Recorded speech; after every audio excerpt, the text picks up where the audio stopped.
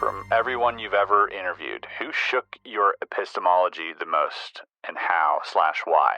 Oh, wow. It's such a good question. It's the experiencers. It's people like Mike Masters, who had, a very strange, interesting experience at a conference in Arizona where he was like downloaded information from what he thought were people from the future. And one of these people is like a person who like has a social security number, like is a person with like a name, and like downloaded the information into it. So that was fascinating, because I was like, wait, so you thought it's all like you're experiencing kind of an abduction like experience, but it was from another person. And that guy is like, yeah, I don't know what goes on with my brain sometimes.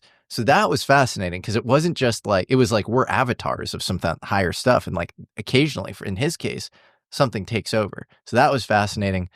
Whitley Strieber, where it's just like, dude, like he thinks he has like a hybrid child that chain smokes, that occasionally like would go into his house with his wife and like sleep on the couch and stuff. So I'm like, that stuff like that, where I'm like, I don't know what to make of it. And then like he has an implant in his ear, and like I felt the implant, and the implant feels very strange, but I have no idea again what to make of that. Mm-hmm. So that's next level. And then Mario Woods as well, who was 1977 Ellsworth Air Force Base, and he wakes up 9 miles away he sees a UFO, wakes up 9 miles away from the base. And also it's just such, the amount of detail he has is remarkable, of like this sort of beehive of little grays, like doing all sorts of little tasks in the craft, and then like engaging in this sort of biomedical experiment on him, and then this kind of tall gray that's in charge, overseeing the whole operation, and then him having marks on his body. It's always the experiencers that I think mess me up the most. Yeah. And I mean, that's been my pretty much what's been happening to me as well. Every time I read of a new experience, or I see an interview, and you get to look at their eyes, or even meet them in person, even better. It's, to me, holds so much more weight than a redacted file or whatever. This is like, oh, it's a human being that that was changed due to an event. And often they're just like such good people. They hold like Mario had his Q clearance for 20 years after that. He was like working at Sandia National Labs. Like, do you think if the government didn't think this was a normal thing to happen, which it is, they would let a guy, if this was a unique experience, and he's saying that little grays implanted a thing in him, do you think that they wouldn't fire the guy from like, the highest DOE cleared thing, So that, or Mike Masters, who's a professor to this day at Montana Tech, or, and they kind of like support a lot of the stuff that he's doing. They love it. So I think that's always extremely interesting as well. Makes it more credible. Makes it really more credible, where the experience is completely, isolated from like the rest of their life. They're just like these high agency, like good people. They're really good people. They just don't seem like liars at all. And I don't know. Mario Woods made no money off of this stuff. He's not like a UFO he just wants to get the story out. And he's such a nice guy. Like, all these people are very nice, good people. You go to lunch with them and hang out with them, and it's like, I know you're not lying. It's a hard pill to swallow, man. It is. When you think about all that stuff, because like partially, we talked a little bit about this yesterday, where like I'll find out that, they discovered a new exoplanet, or that a bacteria was found on one of the moons of one of the planets. Yeah. Right. I'll get partially a little excited, and I'll be like, oh, cool. And I go, wait a minute. Yeah. What? Yeah. People are getting abducted.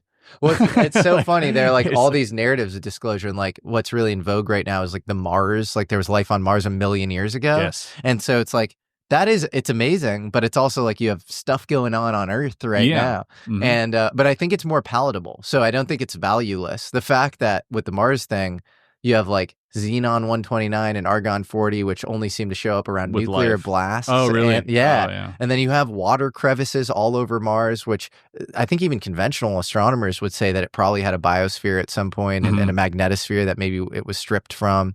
It was stripped. Right. And then you have ALH 8840001, which was this asteroid found in Antarctica that Clinton made an announcement on, because it had light. It had carbon. It had life. It had fossilized bacteria, polycyclic hydrocarbons on it. And again, I don't think anybody would argue with that finding. Yeah. So you have this mosaic of like, and then you have to go in the slightly lower probability of Joseph McMoneagle, who's our like number one remote viewer, who definitely saved our ass, the U.S. I mean, in geopolitical situations, elsewhere, saying that he was tasked with seeing looking at Mars a million years ago, and he sees this pyramid and beings that were like twice the size of humans.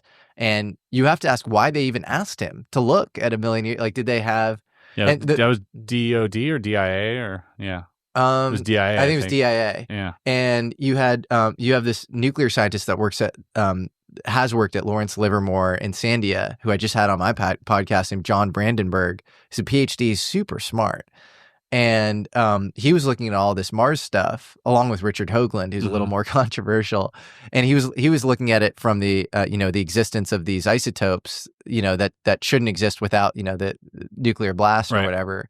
And there are artificial structures as well. You tweeted one that Joe Rogan retweeted that's like been verified at the highest levels. And he said, Brandenburg said that Carl Sagan called him, and he was like, John, why are you causing so much trouble? Like, what's up, man?